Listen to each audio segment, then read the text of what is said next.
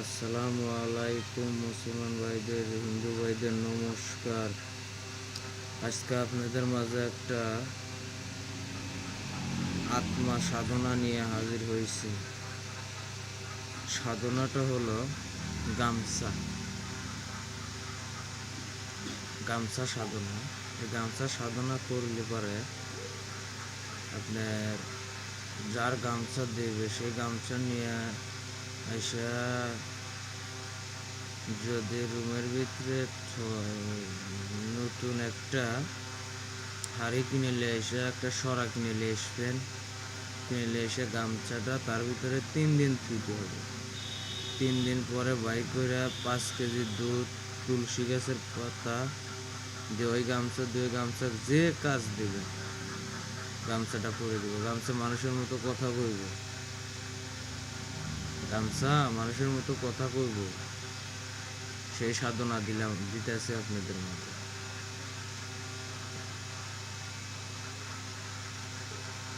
মূল ভিডিওতে চলে যাই। আপনারা দেখবেন বিবাহিত মানুষ মরলে পোড়ায়, যে পুড়িয়ে একটা গামছা, একটা চালুন, একটা কুলার, তেলের বোতল, সিঁদুর, শাখা, ধান, সর্ষে, হাড়ি, সরা, প্রদীপ, তুলসী গাছ, পয়সা এগুলো দিয়ে আসে। এগুলোর কোনো কিছুরই দরকার নাই, দরকার শুধু গামছাটা। শ্মশানে রাত 12:30টার সময় যেতে হবে।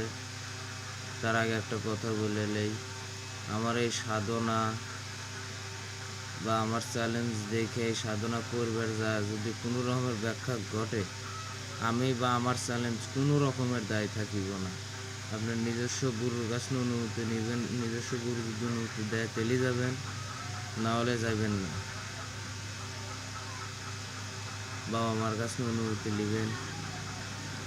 তবে বাড়ি বন্ধন, দেহ বন্ধন করে শ্মশানে যাওয়া লাগবে 12:30টার সময়। 12:30টার সময় যায় ওই গামছার কাছে খাড়া হয়ে গামছাতে বাম আঙ্গুলের এই আঙ্গুল দিয়ে 3টা টোকা দিতে হবে গামছাতে। মন্ত্র একদমে 3বার পাঠ করে 3টা টোকা দিলে সাপের মতো সা করে উপরে উঠতে থাকবে। তখনই বাবার দিয়ে থাবা দিতে উঠতে হবে। দৌড়িয়া লিয়ে কারোর হাতে কোনো কথা নেই, লিয়ে সরাসরি বাড়িতে আইসিয়া গামছাটা নতুন যে হাড়ি কিনে লিয়েছেন সরা ওই হাড়ির ভিতরে গামছা ঢুকবেন, ঢুকে সরা দিয়ে চাপ দিয়ে থুয়ে দিবেন, উপরে ভারী জিনিস দিয়ে থুয়ে দিবেন। থুইয়া 3 দিন, আর যে টাইমে থুবেন ফিরে 3 দিনের দিন সেই টাইমে ভাই করবেন, দুধ দিবেন, তুলসী গাছের পাতা দিয়ে দুধ ধুইয়া ফাইন করে শুকাইয়া রুমের ভিতরে শুকাইতে হইব। শুকাইয়া যে কোনো কাম দিবেন, কাজ করে দিবে। আপনার সাথে কথা কইব। গামছা আমার নিয়ম, রাত 12:30টার সময় মন্ত্র আছে। মন্ত্র আমি দিলাম না, মন্ত্র আমি দিয়ে দিতেছি আপনাদের মাঝে।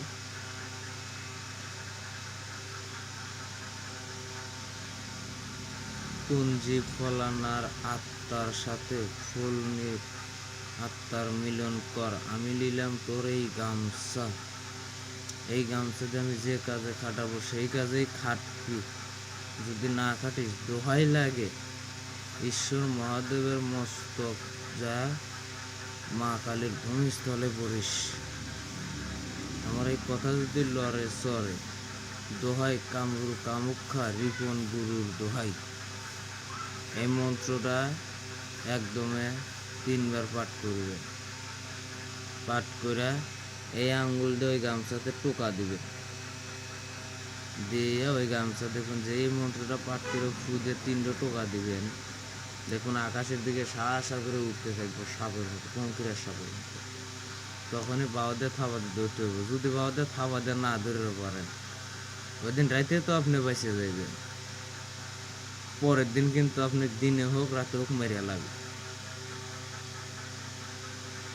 ভাইবে চিন্তা নিজস্ব গুরুর কাছে অনুমতি লিয়ে তা বাদে আমার এই সাধনা, আমার ভাই চ্যালেঞ্জ দেখে সাধনা করবেন, তার আগে করতে যাবেন না।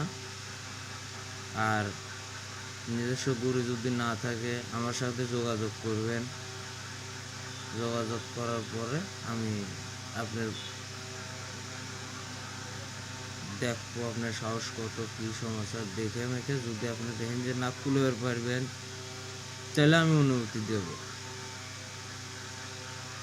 এই ছিল আজকের মন্ত্র, এই ছিল আজকের সাধনা। গামছা মানুষের মতো কথা বলবি, আপনি রুমের ভিতরে থুয়ে রুমের বাইরে এসে ডাক দিবেন, গামছা সা করে উড়ে আপনার কাছে আইবে সাপের মতো। কেউ দেখবো না, আপনি দেখবেন।